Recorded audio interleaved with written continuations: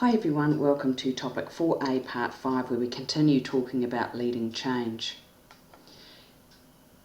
Lewin's calm waters view of change, or his calm waters metaphor, is where we actually unfreeze a particular situation. So we make changes in a situation, we make the change itself and then we refreeze it. So it's like you have to take each change in isolation.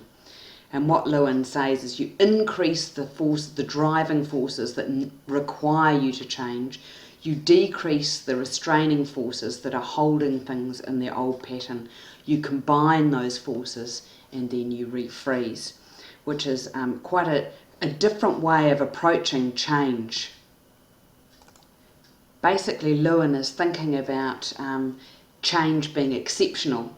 In fact, even sort of unfreezing it is only really likely going to result in temporary changes because the organisation always tries to go back to how they are used to working, their status quo. And if we think about Hellriegel and Slocum's diagram, you can see how culture actually pulls us back into a particular way of doing things. And that Lewin's theories basically reflect a very stable time in the world that actually probably no longer exists. But using it as a metaphor for change is probably still quite a useful way of thinking about how we have to break something apart, reassemble it, and then refix it in some way. Equally thinking about Tom Peters' Whitewater Rapids view of change, which is consistent with Mintzberg's view of management, is a series of interruptions.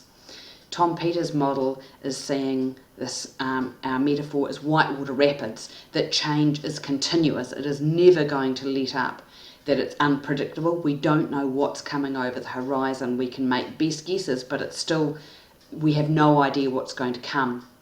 Because of that, it's unstable. We can't say that things that we've got time to unfreeze, reassemble and refreeze. And that we need to have quick responses, so it's more about learning processes that will be adaptable than actually dealing with change in itself. Tom Peters sees it as being having to be fast and flexible, open to new ideas and willing to tackle problem solving sort of on the fly. So we can't have preconceptions about how things should be or how things are. As organisations, whether that's sports organisations or businesses, we've got constant disruption, sometimes bordering on chaos, and people who are managing that are basically playing a game they've never played before with all the rules that are being created as the game progresses. So we just have to get used to that.